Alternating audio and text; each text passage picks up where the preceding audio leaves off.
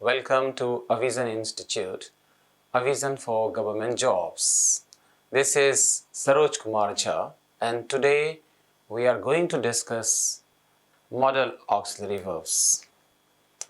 Do you remember what are terms called modal auxiliary verbs? Terms like can, could, may, might, shall, must, ought to. These all are known as modal auxiliary verbs. Why should we learn modal auxiliary verbs? Modal auxiliary verbs are frequently asked in government examinations, irrespective of whether it's a bank or SSC or WBCS. You will find plenty of questions asked from modal auxiliary verbs. But as you have seen in most of the books, they describe usage of modal auxiliary verbs, like where should we use must or can or could. Usage are rarely asked in competitive examinations. Rather, they will ask structure of modal auxiliary verbs. कि modal auxiliary verb कौन सा verb लेगा, इसका structure क्या होगा, past में ये किस form में exist करेगा. So we also have to prepare accordingly, because जो चीज़ हर जगह plenty discuss हुआ है, they hardly ask in when you appear in examinations. So today we'll focus on structure of modal auxiliary verbs. For example, as I said,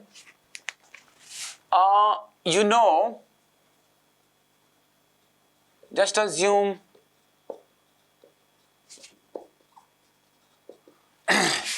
if I say can is a present form of modal verbs, what is past form of can? Did you remember? It is could. If I say may is present form, what is past form of may? What? Might. Shall is a future term, and past of shall is should. Similarly, will indicate future, and would is a past of will. Sorry. Is it clear? As I said, can is a present, could is past of can, may is present, might is past of may, should is past of shall, would is past of will. Clear? So do you think you are the only student who knows that could is past of can? By asking these questions, do you think they will be able to eliminate 99% of students? Never. It means they will hardly ask these things in examinations. Rather, they will ask what is past form of must, or used to, or need not, or dare not. Done. It means those who have practiced and who knows these modal verbs, and those who have focused on modal verbs like must and used to and ought to, there is highly likely chances that someone who have focused on these verbs, these things will be frequently asked in examinations. So now you would have got the clarity what is priority of examiner. So we'll discuss these in coming classes. First, a very important part of modal auxiliary verbs. Modal auxiliary verbs are known as dependent verb. What I said? Dependent verb. So do you have any idea why is modal auxiliary verb called dependent verb? Remember, someone who knows the answer that why is modal verb called dependent verb most questions from modal verb will ask only upon these particular questions. So right now what I will see, we will justify that why is modal verb called dependent verb.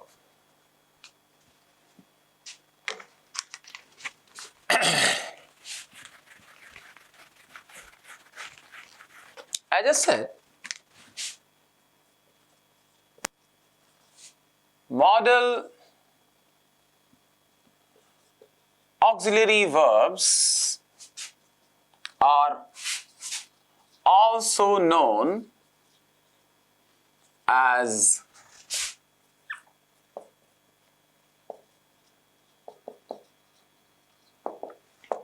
dependent verb. Dependent verb. Just have a look. If I say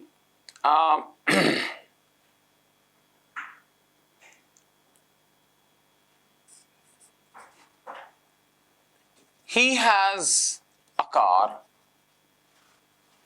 or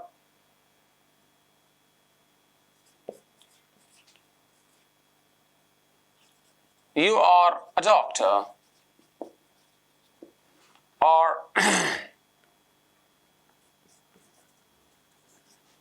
they have gone. Clear? So here or have, these are auxiliary verbs. These are what? Auxiliary verbs. If we replace these auxiliary verb with any modal verb, for example, you replace these auxiliary verb with and apply here a modal verb. It means it may become something like this, that he can a car, or he should a car.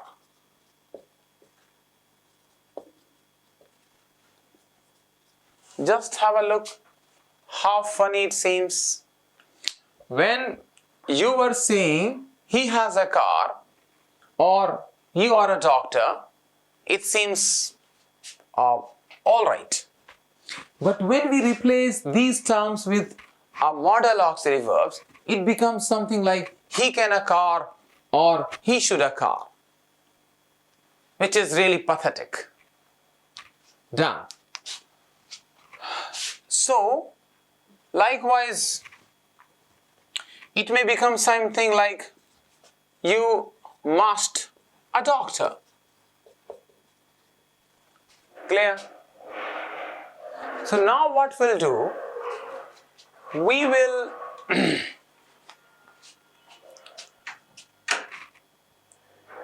we will apply an action verb or a finite verb after or with modal auxiliary verbs. Something like this. So, I say now, you apply an action verb. Apply an action verb. When you apply an action verb, the same sentence becomes, he can buy a car, he can sell a car, he can drive a car. Now read it. He can buy a car, he can sell a car, he can drive a car. Now the same sentence looks meaningful. Likewise, if you place an action verb there, it will become something like this. You must call a doctor, you must pay a doctor, you must consult a doctor, you must meet a doctor.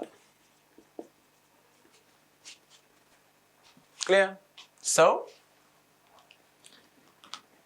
when you say you must a doctor, it looks meaningless. But when you apply an action verb and you say you must call a doctor, you must pay a doctor, or you must meet a doctor, it seems meaningful or correct. It means modal verbs are called dependent verb. Modal verbs are called dependent verb because they must depend on an action verb or a finite verb. Is it clear? Modal verb must need an action verb to be meaningful. Whereas auxiliary verb like is, am, are, was, were, have, has, they don't need any action verb to be meaningful. They are independent verb. They alone can be a complete sentence. So this is the reason why modal verbs are also known as dependent verb. Clear? Now,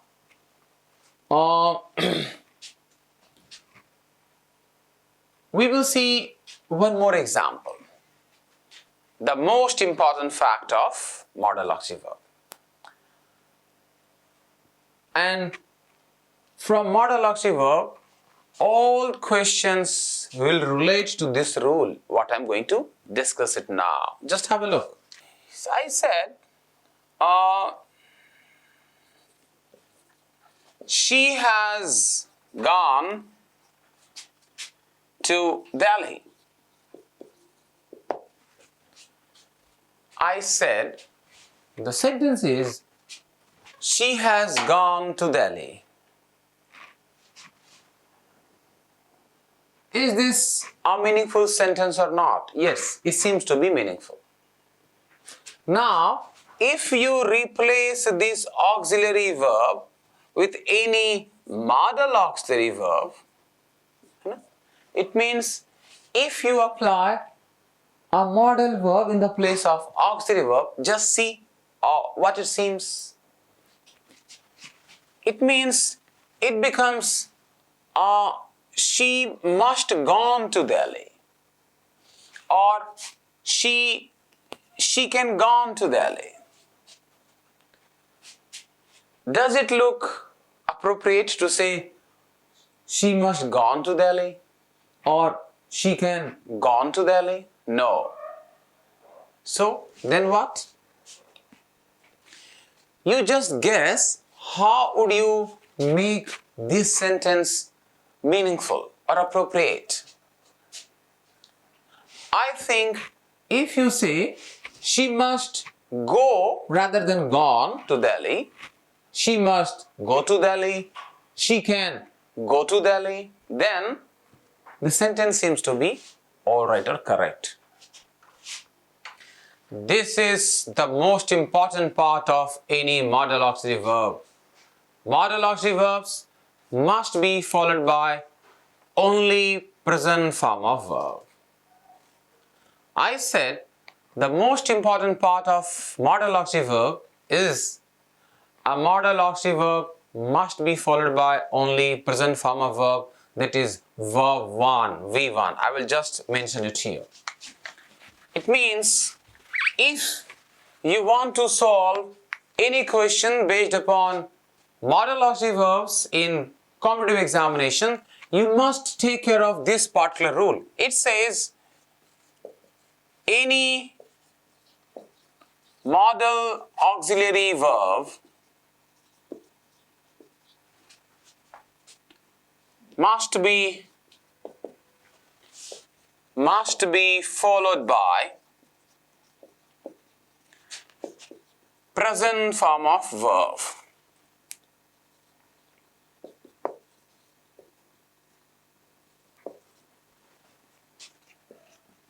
It is also called V1. To be more precise, you can say such verbs are called bare infinitive verb. What I said? Bare infinitive verb. In coming classes, we'll discuss in details how bare infinitive verbs behave and how do we locate bare infinitive verb. For time being, you just remember V1 form of verb. To simplify, I will just write here कि any modal verb is followed by only V1. Done. This is going to be the key rule for modal verbs in competitive examinations. Just have a look. I said any modal verb must be followed by only V1. Only V1 means it will not take V1 plus S or ES or 2 plus V1 or V1 plus ing form of verb, V2, V3, nothing. But in examination, it means I said no V1 plus SES or no 2 plus V1, no V1 followed by ing form of verb, no V2 or no V3. These verbs are prohibited once you use modal verb in sentence.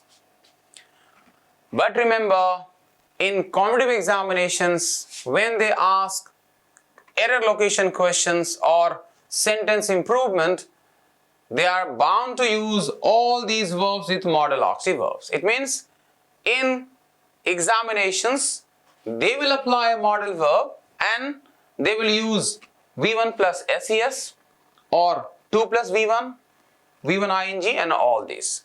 You must be able to identify those errors. So what I will do, I will write some examples.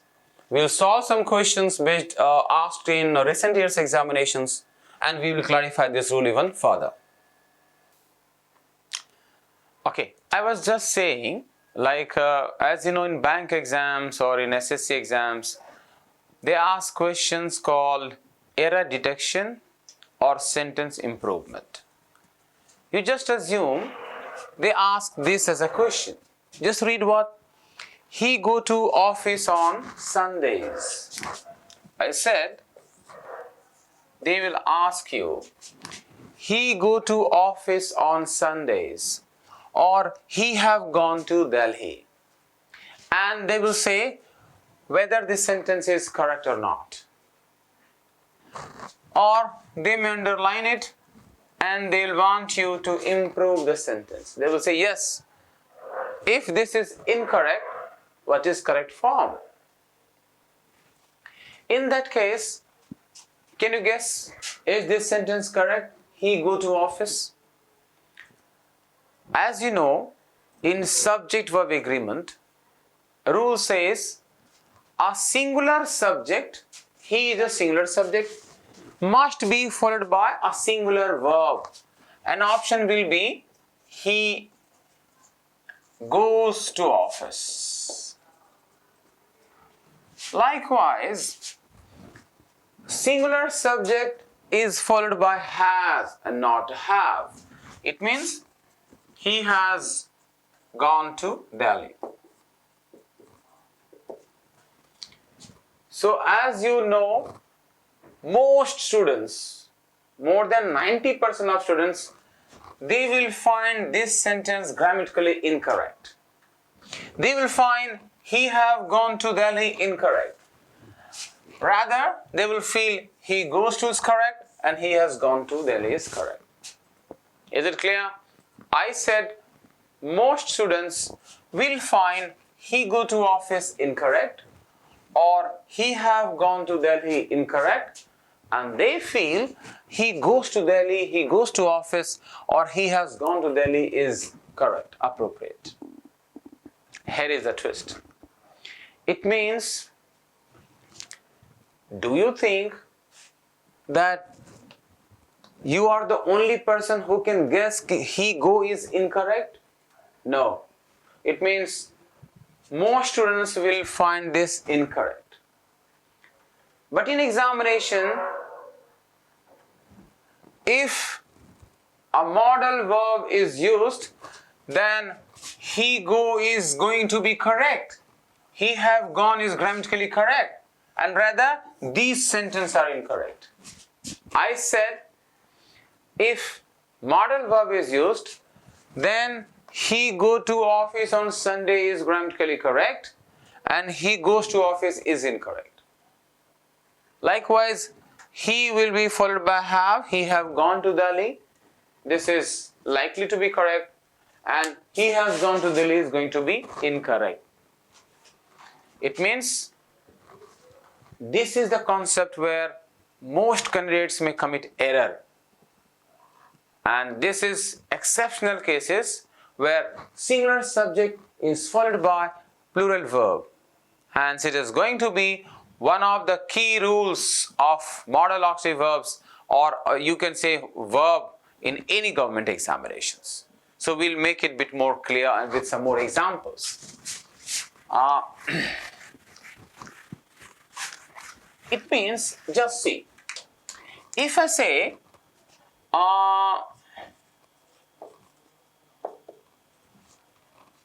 Rohit play or plays. Rohit play or plays well in the finals. Rohit play or plays well in the finals. If you have the option, what would you choose? Rohit is singular subject, so Rohit is like to take kya? Plays. Rohit plays. Because Rohit is a singular subject, it will be followed by singular verb. I will clarify you. When noun is followed by SES, it becomes plural. But when verb is followed by SES, it becomes singular. Is it clear? I said when noun is followed by S or ES as a suffix, they become plural. And when a verb is followed by SES in suffix, they become singular. So since Rohit is singular, it will take singular verb plays. Alright. Now, if I apply a modal verb, something Rohit must plays well in the finals. Have a look. Since you know Rohit is a singular subject, it will take singular verb. So if I say like this, that Rohit must plays well in the finals, will it be correct? It will not be correct. Why? Because modal verb is used. Must is a kind of modal verb. Now it will not take plays. Rather, it will take play. Rohit must play well in the finals. So this is what you have to practice and you have to learn. Likewise, they give you examples in interrogative forms. Something like this. Should Rohit plays in the finals? Just have a look. I said, should Rohit plays in the finals? And they will highlight and underline these part. So when someone reads, it sounds Rohit plays in the finals. And they will ask you error, no error, or improvement, no improvement. So when you read this particular part of the sentence, it doesn't seem to be incorrect. Because we say Rohit plays in the finals. But if someone will notice this should, that is modal verb, then he must know modal verb takes only V1, then plays become incorrect. Rather, we have to say, should Rohit play in the final? This is what will be asked in examinations more and more. So in coming classes, we will solve some questions based upon modal verbs. Right now, we will see another part of modal verb. Remember, this is very exceptional cases where a singular subject is followed by a plural verb. So right now what we'll do, there is another major rule of modal verb in error locations. We will see that part. Give me a minute. You have to remember that any modal auxiliary verb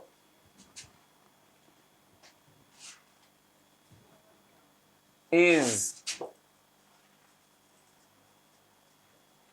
followed by only have plus V3. Only have.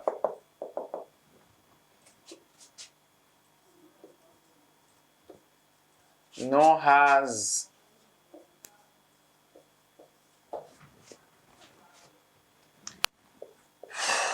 Is it clear? Rule says any modal auxiliary verb is followed by only have plus V3. This V3 indicates it's a helping verb of have.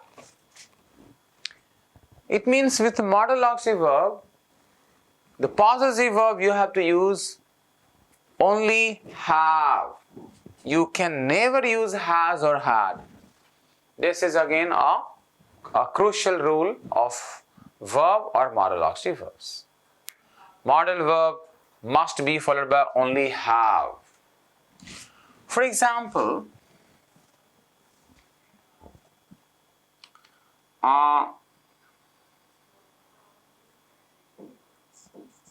you have option.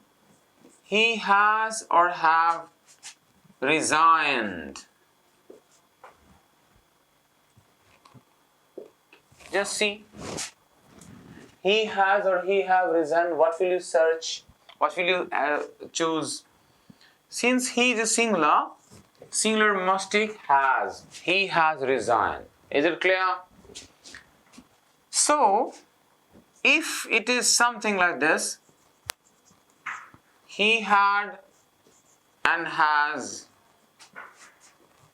resigned in 2013 before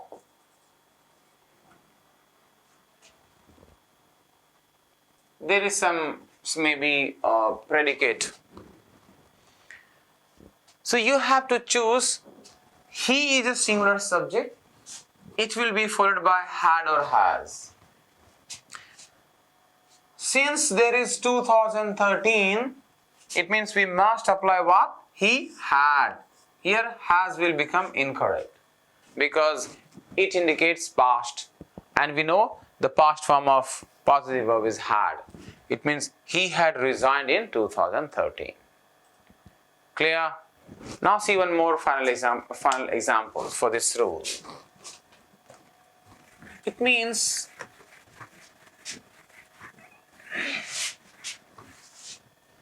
you have sentence should he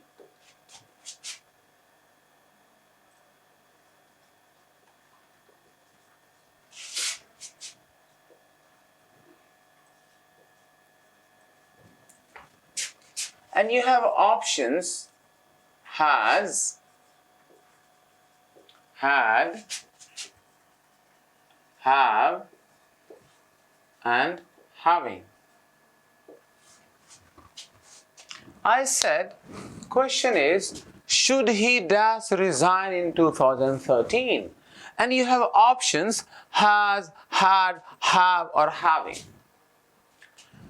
So whenever someone sees the subject he, what helping verb comes into his mind?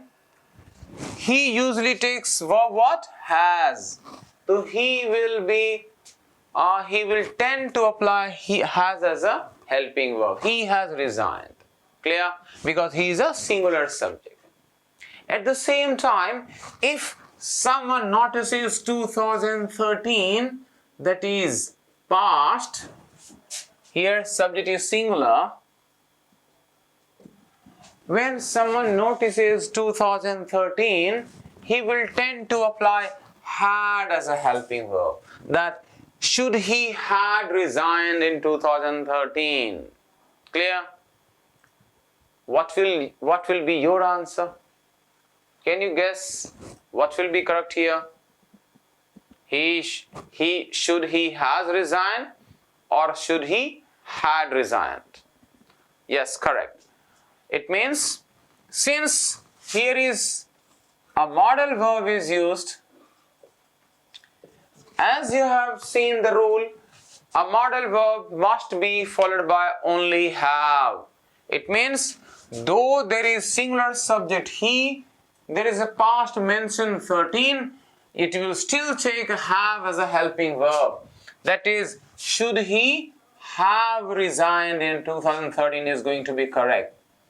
So these are such some scenarios where most students may commit mistake when asked in complicated examples.